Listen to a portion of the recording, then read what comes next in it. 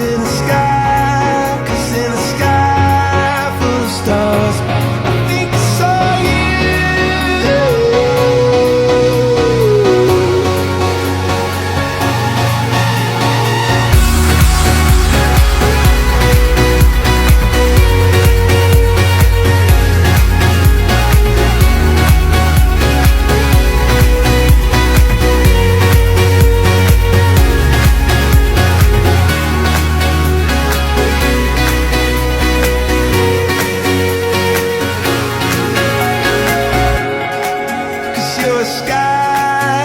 You're a sky full of stars. I wanna die in your arms. Oh, oh. 'Cause you get lighter the more it gets dark. Huh? Laban al Yaurel.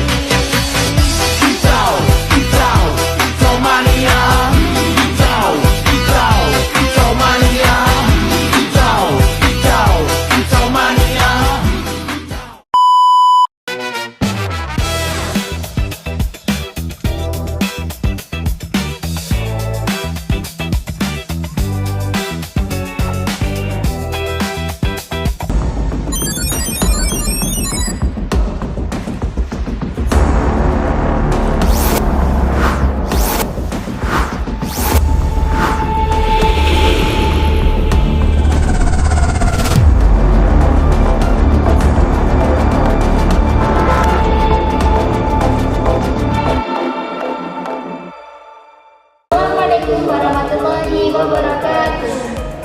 Selamat datang di podcast edukasi kita hari ini. Jadi sebelumnya kita perkenalkan ya. Nah, di sini kami buat podcast ini untuk memenuhi tugas akhir mata kuliah Etika Profesi Guru yang diampu oleh Ibu Yuriatul Rahimah MPD. Nah, kita ini dari Universitas Ma'arifah Unpad. Jangan lupa untuk follow dan like, subscribe, oke? Dan kami dari program studi teknis matematika semester 6 yang jumlah anggota yaitu 2 orang dengan saya sendiri Muhammad Nur Arifin dan teman saya Nur Ania. Baik, kita mulai. Nah, tujuan kita bikin podcast ini adalah untuk menggali lebih dalam tentang pengalaman nyata seorang guru. Nah, bukan cuma teori dari buku ya, tetapi langsung dari orang yang sudah berpengalaman dalam dunia pendidikan. Nah, pas banget nih, karena tema kita hari ini adalah etika dan profesionalisme guru dalam praktek pendidikan. Keren kan? Nah, super seru deh jadinya. Stay tune ya, kita bakal ngobrol seru bareng narasumber kita yang istimewa ini. Nah, jangan kemana-mana, mari kita perkenalkan terlebih dahulu narasumber kita. Kalau boleh tahu dengan ibu siapa sekarang ini yang sedang kita wawancarai? Perkenalkan, nama saya Sri Murni SPD. Nah, sekarang ini sedang stand di sekolah mana sih Bu, kalau boleh tahu? Ini adalah di MTS Ma'arif Rodoto Dibin. Oh, kalau boleh tahu, dan sekarang ibu itu tuh sedang mengambil pelajaran apa di MTS ini? Ini saya diamanai sebagai guru mata pelajaran matematika di kelas 9. Kemudian selama 12 tahun sudah hadir di sini.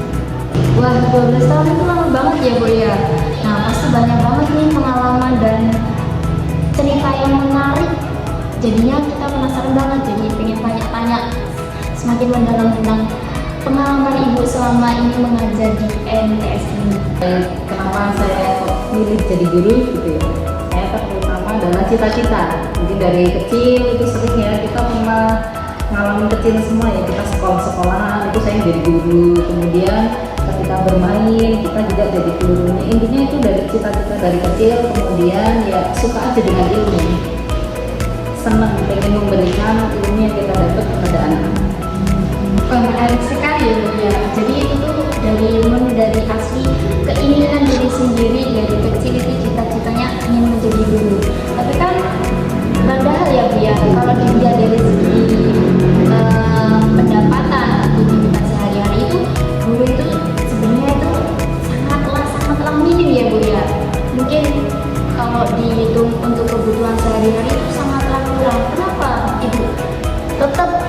ingin mendalami seorang guru ini, padahal untuk kebutuhan sehari-hari itu sangatlah kurang gitu. Tentang pendapatan dengan ini ya, kebutuhan sehari-hari, menurut saya, kalau saya pribadi, kalau ada orang yang bercita-cita ngajar jadi guru itu pengen mendapatkan uang yang banyak, itu kalau menurut saya salah. Karena di dalam dunia pendidikan dari segi finansial itu kalah dengan dunia kerja yang lain, contohnya dagang, usaha dan lain-lain, itu menurut saya kalah. Jadi kalau untuk kenapa tetap bersikukuh atau istiqomah di guru, menurut saya ya menjadi guru itu mulia. Menjadi guru itu mulia. Mungkin kalau kita berbicara berkah ya, berkah barokah tentang rezeki, itu menurut saya bisa dari rezeki yang lain. Jadi jadi guru tidak semata-mata untuk mendapatkan uang ya atau finansial. Itu bukan tanggung jawab yang kecil ya Bu ya, untuk menjadi guru itu. Ibu bisa sedikit memberikan contoh konkret etika seperti apa yang harus dipegang teguh oleh seorang guru. Kalau untuk konkretnya di lapangan sebagai seorang guru itu tanggung jawabnya besar ya, besar konkretnya. Yang pertama, kita sebagai seorang guru harus datang tepat waktu. Kemudian etika kita terhadap guru tidak hanya kepada siswa, tapi kita juga berbaur dengan teman-teman kita sesama guru. Jadi dari tutur kata dan lain-lain, kita juga berperilakunya itu double ya, menghadapi siswa, kemudian menghadapi guru, kemudian orang tua. Kan tidak sedikit ya di sekolah itu yang muridnya kadang-kadang di luar prediksi kita, nggak semuanya baik, yang bermasalah dan lain sebagainya, mesti kita juga menghadapi orang tua. Jadi secara real kenyataan di lapangan sebenarnya tanggung jawabnya besar sih. Tapi ya kita pelan-pelan mencoba, insya Allah segala sesuatu ada solusinya. Wah, ternyata menarik sekali ya Bu ya untuk menjadi seorang guru itu. Ada nggak Ibu pengalaman di mana harus menghadapi situasi yang menguji etika sebagai seorang guru? Ya, jadi untuk etika kita terhadap siswa ya, sebenarnya semua guru kita sudah menyampaikan semua terkait tentang akhlak, etika dan lain-lain kepada siswa, tetapi ya kita tidak pernah sih menuntut secara langsung kepada siswa-siswa kita untuk menerima apa yang kita sampaikan itu benar-benar dijalankan dan benar-benar diaplikasikan dalam kehidupan di dunia sekolah. Kita sudah memaksa, tapi kalau karakter anak itu memang bentukan dari mungkin dari keluarga dan lain-lain segala semuanya itu memang dia susah dibentuk. Jadi kita sudah berusaha maksimal tuh, tapi karakter anak itu memang sudah bawaan lah ya, mungkin bawaan ya, tapi kita tetap berusaha pelan-pelan ya, insya Allah berubah. Jadi ternyata nggak mudah ya dia jadi seorang guru, apalagi sekarang tuh di era zaman sekarang tuh nggak seperti zaman dahulu. Kalau zaman dahulu kan itu murid itu sangat, ibarat kata tuh sangat patuh terhadap guru. Apapun yang dikatakan guru itu bisa ditiru oleh seorang murid. Tapi sekarang semakin bertambahnya era itu tuh berbeda dari yang terdahulu. Banyak murid yang sekarang banyak kasus seorang murid mau terhadap guru, ada yang bukan bersama guru, berani melawan terhadap guru. Itu bagaimana Bu? Tantangannya sekarang di zaman sekarang yang relate di sekolah banyak, jadi itu apa aja Bu? Pengalaman etika atau perbaikan karakter siswa, kita sering mengadakan yang namanya pembinaan ya. Pembinaan itu kita melalui proses pembinaan dari wali kelas, kemudian sesekali tempo kita adakan parenting kepada wali murid tentang bagaimana cara pola asuh yang baik terhadap anak-anaknya. Jadi nanti ada pengaruh besar ketika kita sudah melaksanakan parenting kepada orang tua terhadap hasil etikanya anak-anak itu. Kita memanggil narasumber untuk memberikan materi kepada orang tua, kan terutama itu pola asuh dari rumah ya. Jadi kalau kita hanya bekerja sendiri dari pihak guru, mungkin ya kita kewalahan begitu. Jadi kita melibatkan dari berbagai unsur, ada dari orang tua, dari wali kelas, kemudian juga dari unsur lain. Tapi sangat mendominasi banget gitu ya. Jadi itu di sini nggak cuma seorang guru yang berperan untuk mendidik seorang anak, sedangkan guru itu hanya menjadi fasilitator siswa untuk belajar di sekolah, tapi selebihnya untuk karakter dan lain-lain itu dibentuk. Yang bertanggung jawab itu adalah orang tua ya Bu ya. Jadi nggak hanya seorang guru yang mendidik segala macam, kewajibannya itu adalah seorang guru, tapi orang tua juga wajib terlibat dalam perkembangan pembentukan karakter seorang anak. Nah, di sini ini pertanyaan terakhir ya Bu ya. Nah, tapi mungkin yang paling penting buat kami tuh, kami ini kan mahasiswa ya Bu ya, calon seorang guru. Nah, di sini Ibu udah ngerasain langsung suka dukanya selama mengajar, menjadi seorang guru, berjalan seiring waktu, berbagai macam kondisi di lapangan ya Bu ya. Nah, kira-kira itu apa sih satu aja atau beberapa yang bisa disampaikan untuk kami untuk memotivasi kami sebagai calon seorang pendidik di masa yang akan datang? Kalau bagi saya saran kepada calon guru ya, kalau ini dalam hal ini kan masih calon guru ya. Iya. Calon guru itu jangan takut bayangan. Apa yang sudah saya sampaikan itu hanya sebagian kecil dari titik masalah ya. Tapi kalau secara keseluruhan, kalau dihitung pakai persen, itu 80% itu jadi guru itu asik.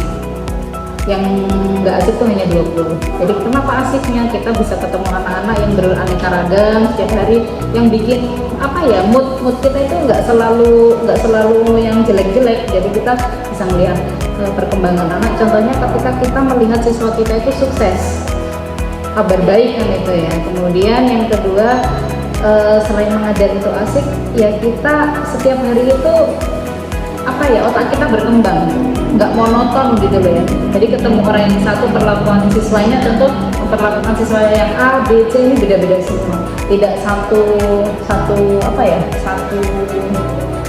arah dalam menyampaikan. Jadi banyak pesan, semangat jadi guru itu. Kerjaan guru itu ya ada yang ngomong lelah, ada yang ngomong, menurut saya nggak lelah sih ya. Kita bekerjanya bersih, nggak kayak di tempat-tempat yang kotor gitu. Kita ketemu orang yang bersih, rapi, kemudian anak-anak yang lucu-lucu ya. Anak-anak yang lucu tuh ya karakternya beda-beda gitu. Jadi yang jelas kesimpulannya kalau ngajar itu menyenangkan. Masya Allah Ibu, untuk kata-katanya menyentuh banget. Kami akan selalu ingat apa yang sudah Ibu sampaikan kepada kami saat ini.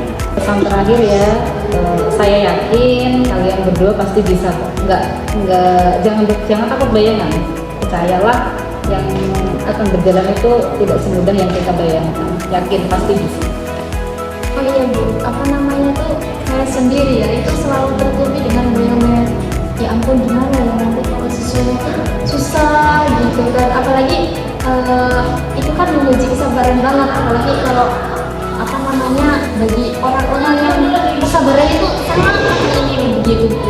Sering terjadi dibilang guru killer. Itu gimana sih cara mengatasinya, itu gimana sih? Ya dari diri kita sendiri ya, pola pemahaman kita, maksudnya penerimaan kita. Kenapa sih kok ada yang dikatakan guru killer, ada yang itu anaknya atau siswanya tadi? Yang killer gurunya ya. Jadi teman guru killer itu memang ada sih. Jadi tetap dijalanin aja. Nah, terima kasih banget ya Bu ya atas inspirasi dan motivasinya untuk kami para mahasiswa dan calon seorang guru. Nah, itulah obrolan kita hari ini bareng Ibu Sri sebagai narasumber kita, dan banyak sekali insight yang berharga yang kita dapatkan. Jadi untuk intinya, menjadi guru itu bukan cuma soal mengajar materi, tetapi soal menginspirasi, soal etika, soal terus belajar, yang paling penting soal cinta terhadap profesi. Kalau 3 hal ini ada dalam diri kita, insya Allah kita menjadi guru yang benar-benar berdampak. Baik, terima kasih Ibu. sebagai narasumber yaitu Ibu Widodo ini atas waktu dan ilmunya. Kita semua jadi dapat banyak pelajaran pada hari ini. Ya, sama-sama, senang sekali saya bisa berbagi sedikit. Mudah-mudahan apa yang saya sampaikan tidak bermanfaat. Oke teman-teman semua yang sudah nonton, semoga konten ini bisa bermanfaat untuk kalian semua. Dan jangan lupa untuk selalu terus semangat belajar dan menjaga etika seorang guru. Nah, sampai jumpa di lain waktu. Dadah. Assalamualaikum warahmatullahi wabarakatuh. Is this the place we used to love?